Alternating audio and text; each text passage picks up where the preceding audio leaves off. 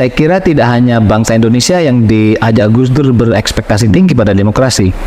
NU pun nampaknya diajak Gus Dur untuk sangat tinggi berekspektasi ya. Kadang kalau kita lihat ya, Gus Dur membuat orang NU harus selesai dengan dirinya, lalu lebih banyak memikirkan bangsa dan dunia. Tapi sementara sebenarnya banyak orang NU yang tidak siap untuk peran itu. Gimana menurut Pak Greg? Ya, ini merupakan proses yang sangat-sangat wajar. Gus Dur kan jauh di depan, yang menyusulnya jauh di belakang. Ada katanya pada tali yang panjangnya. Itu sangat biasa kalau ada transisi demokrasi di mana-mana pun. Yang menjadi pejuang punya visi dan konsep yang lebih lengkap daripada yang menyusul. Ada banyak yang walaupun mendukung Gus Dur tidak memahami idenya.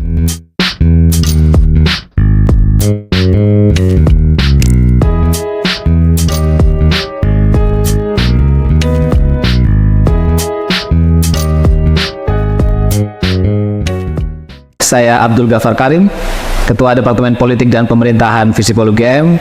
Kali ini kita akan berbincang-bincang bersama Profesor Greg Barton, seorang biografer Gus Dur yang sangat terkenal, yang telah menuliskan biografi Kiai Haji Abdurrahman Wahid dengan sangat intimate, dengan perspektif dari dalam yang sangat kuat. Selamat siang Pak Greg. Selamat siang, terima kasih. Selamat datang di UGM. Terima kasih. Apa kabar? Baik-baik. Sedang apa di Indonesia ini Pak Greg? Ya, saya baru ikut Hari Santri. Oh, Hari Santri, ya. Santri di Surabaya, lagi mampir ke Jogja, besok mau naik kereta ke Jakarta. Besok kembali ke Jakarta, tanggal 22 Oktober di Surabaya berarti Pak Greg? Iya. Oke. Nah Pak Greg, kita mau bincang lagi soal Gus Dur. Mudah-mudahan Pak Greg tidak bosan yang diajak bicara soal Gus Dur terus-menerus. Iya, sebenarnya tidak mungkin bosan. Gus Dur kan memang sebagai sosok orang sangat menarik ya, punya daya tariknya tidak hilang. Tapi isu filsafat dan nilai-nilai yang diperjuangkan itu memang merupakan senantiasa penting. Saya masih sangat relevan sampai kini ya.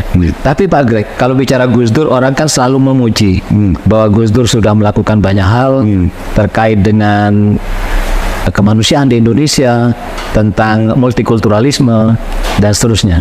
Tapi pasti kan ada sesuatu yang belum selesai ini oleh Gus Dur, sesuatu yang unfinished business, sesuatu yang masih menjadi PR. Kalau Pak Greg ditanya oleh orang, kira-kira apa sih yang seharusnya sudah dilakukan oleh Gus Dur tapi belum dilakukan, yang sekarang masih perlu dilakukan lagi? Ya, memang kalau pekerjaan rumah ada banyak masih. Ada banyak ya Pak Greg. Dan bagi saya Gus Dur di dunia politik merupakan accidental politician. Accidental politicians, oke. Dia tidak sengaja menjadi politikus. Ya, memang karena ada kesempatan, memang dia mengambil alih karena merasa harus mengambil peran sebagai presiden. Ya, harus berperan. Saya tidak mau bilang bahwa Gus Dur tidak percaya diri, tetapi latar belakangnya dan dunianya memang bukan politikus. Dan tindak laku dia sebagai seorang politikus memang tidak biasa. Sama juga dengan Pak Habibie sebelumnya. Keduanya merupakan sosok transisional, pemimpin transisional. Mereka sangat sadar bahwa periode mereka sangat singkat, harus berani. Akhirnya mungkin sekali akan kandas secara pribadi, tapi tidak apa, karena mereka harus menjuangkan sekuat-kuatnya supaya ada landasan untuk yang menyusul. Dan Gus Dur sering bilang bahwa dia menjadi presiden pun tidak pakai modal, katanya. Dia cuma modal dengkul.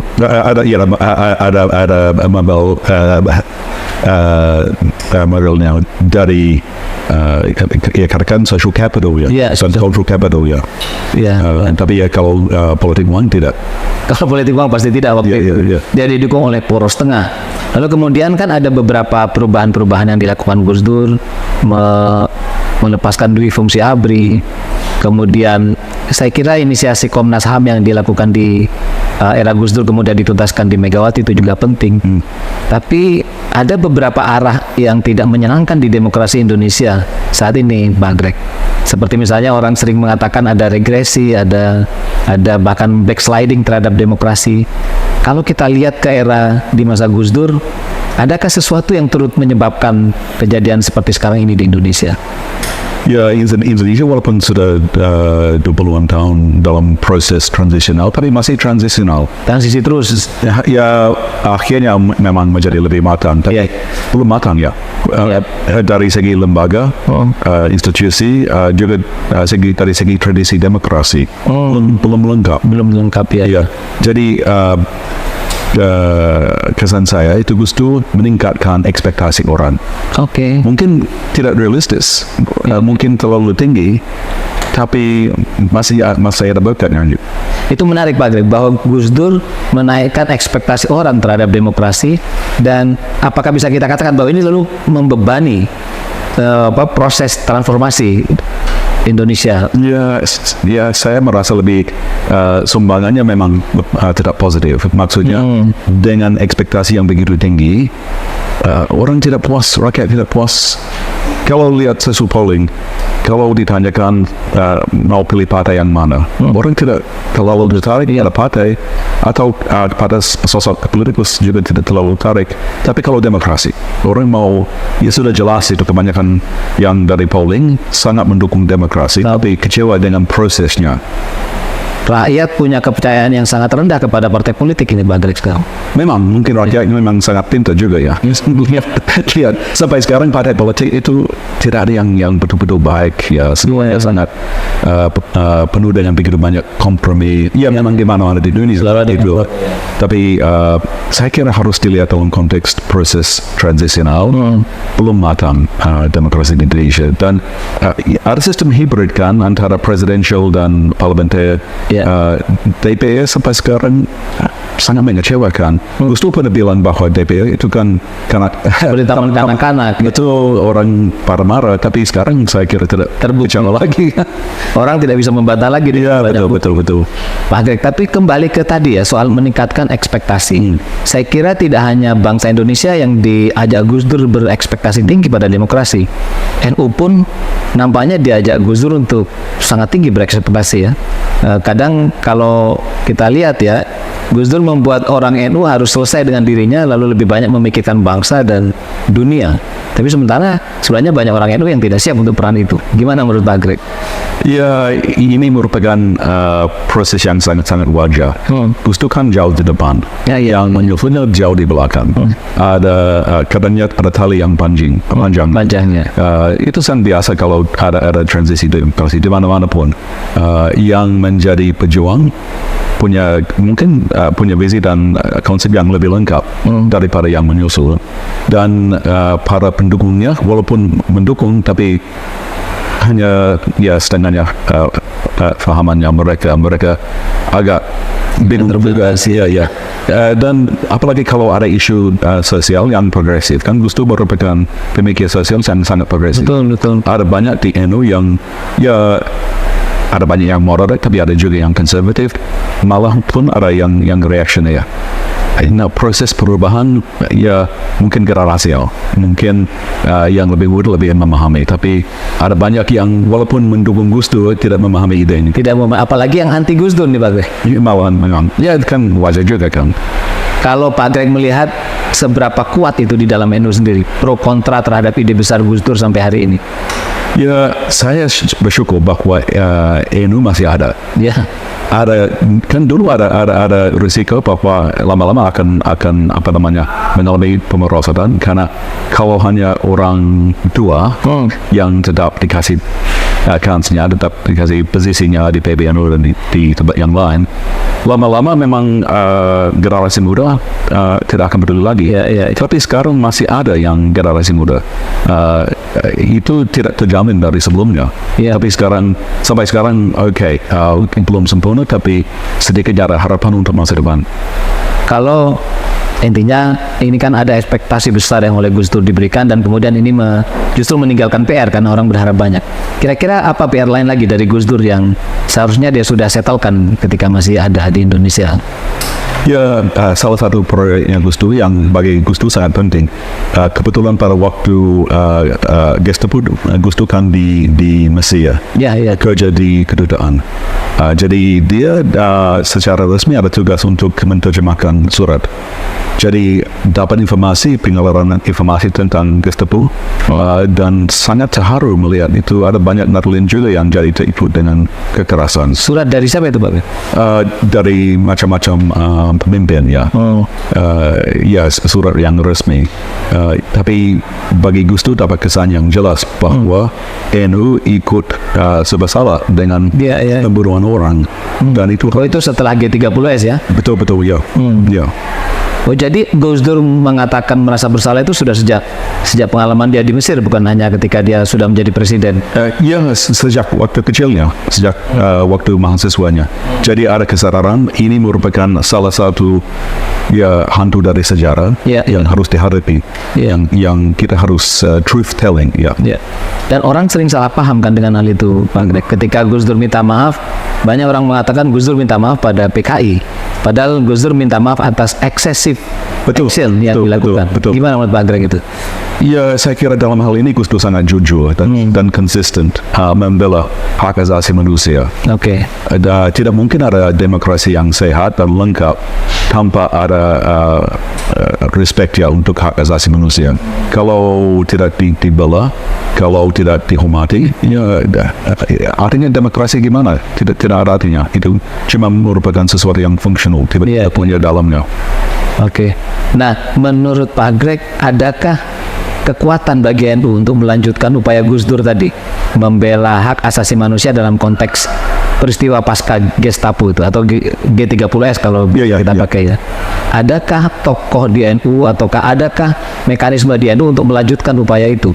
Nah, menarik kan, ini kan minggu yang sesudah Hari Santri. Iya. Jadi banyak terpaksa pikirkan tentang santri dan pesantren. Malahan ini merupakan kelebihan NU bahwa ada sistem pesantren. 30 ribuan yang atau lebih ya. Dan ada sistem pendidikan yang bisa bergabung keilmuan klasik dengan pemikiran yang modern. Tidak terjamin juga bahwa yang lulus dari pesantren menjadi pemikir yang tajam dan berat. Tapi ada banyak yang jadi pesantren boleh dikatakan pabrik untuk bikin pemikir yang baik. Bukan saja pemikir, tapi aktivis juga dilengkapi di pesantren. Jadi harusnya tidak ada masalah tentang supply penerus Gus Dur ya, Pak Greg ya? Ya, sebenarnya supply dari jaringan pesantren itu memang ada banyak.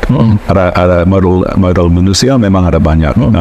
Jadi sedikitnya ada harapan kalau dimanfaatkan dengan baik generasi muda itu, kalau dikasihkan untuk memberi sumbangan, saya kira ya walaupun ada begitu banyak masalah yang harus dihadapi dan walaupun ada sistem politik yang masih lumayan saja, tetapi ada sumber daya manusia. Ada. Masalahnya mereka seberani Gus Dur atau tidak? Ada sebagiannya. Ada sebagiannya. Memang ada sebagiannya. Ya. Kalau dulu Gus Dur kan didukung oleh kelompok anak muda, meskipun kecil tapi militan, misalkan seperti Elkis begitu ya, atau teman-teman di Jakarta waktu itu di Lakpesedam dan seterusnya. Kalau Pak Greg melihat, adakah kekuatan yang kecil dan militan yang sekarang memungkinkan NU untuk melanjutkan peran-peran seperti itu? Kata militan memang tidak cocok. Ya. Kalau katakan kelompok yang berani atau tidak puas atau sudah siap untuk menjuangkan, ya masuk akal. Elkis, Lakpesedam memang. Sekarang ada penerusannya, memang ada. Memang untuk kebanyakan orang tidak mau jadi terlibat dengan politik. Iya. Mungkin ada banyak yang sudah terasa. Tapi ada sebagian yang aktivis yang masih. Menurut Pak Greg mereka masih bisa kita harapkan. Salah satu sumber harapan. Iya. Kalau dari santri yang begitu aja, ya tidak fair juga kan. Tapi sedikitnya harus diakui bahwa sistem pesantren merupakan pabrik pemikiran aktivis yang biasa. Kalau kita bicara Hari Santri ini yang kemarin Pak Greg turut hadiri di Surabaya, ini kan kita tahu sejarahnya ini muncul di era Jokowi. Sebagian punya tujuan-tujuan politik begitu untuk mengamankan dukungan kelompok santri. Kira-kira seberapa bermanfaat ini bagi aktualisasi peran NU dalam kebangsaan Indonesia ke depan?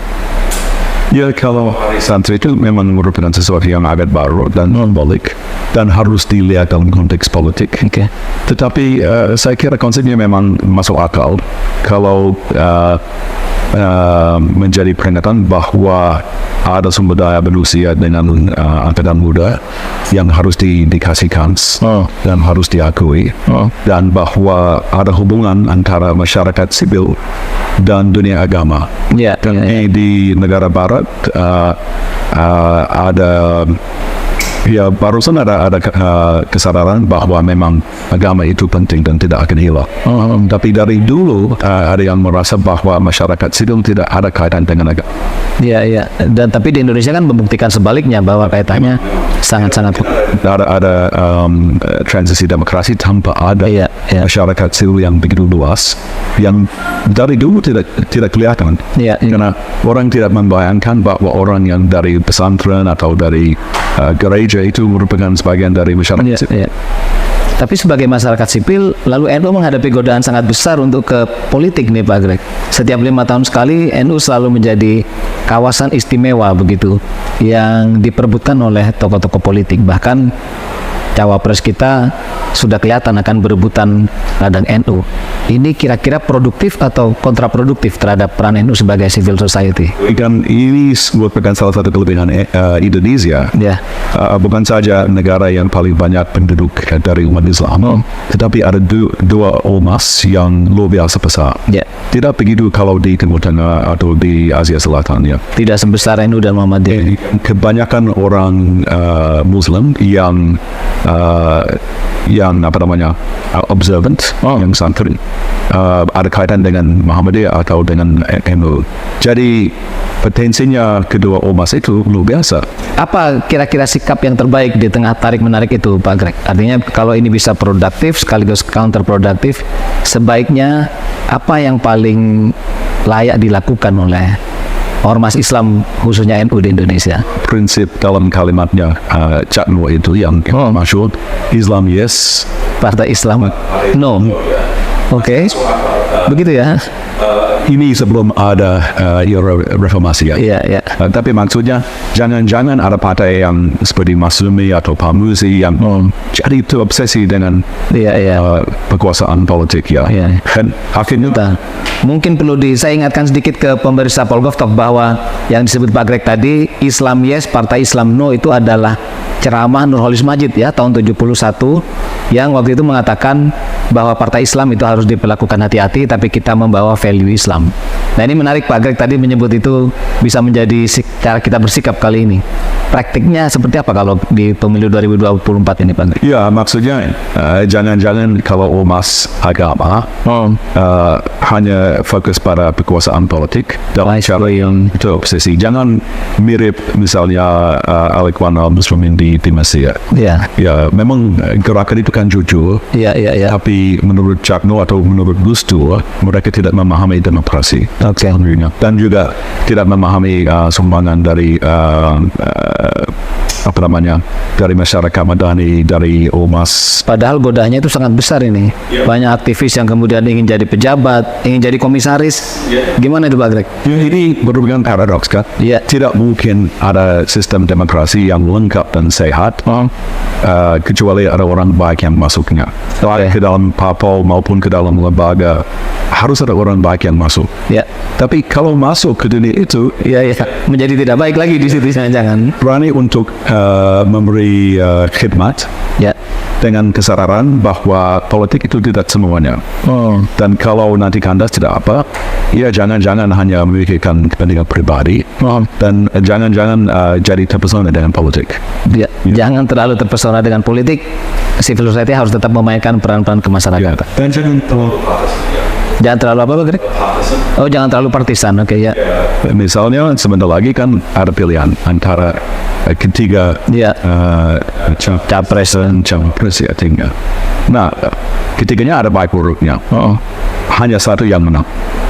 Yang pokoknya yang satu yang menang itu harus didukung sebagai pimpinan negara, dan didukung itu merupakan harus juga dikritis dalam cara yang konstruktif. Harus ada yang siap menjadi menteri atau masuk ke dalam lembaganya, tapi juga harus yang siap untuk memberi feedback, bikin accountable. Mungkin kalau pilihan Pak Abdul Ghafar tidak jadi, masih harus cari cara untuk memberi sumbangan ya. Ya. Tapi susah juga kalau politik kan menjadi sesuatu yang sangat bikin emosi ya. Iya. Membuat kita jadi ribut satu sama lain dan kemudian lupa mengembangkan fungsi kritis tadi.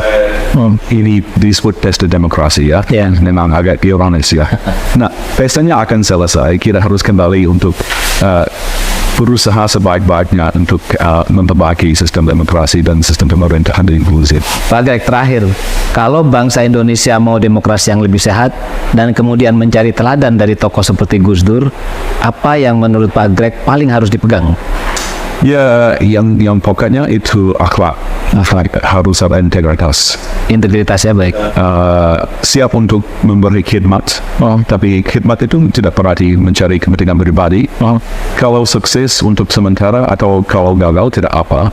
Harus berani untuk memberi sumbangan, tapi jangan jangan berpikir terlalu sempit dan jangan terlalu partisan atau sektarian, karena itu bahaya juga.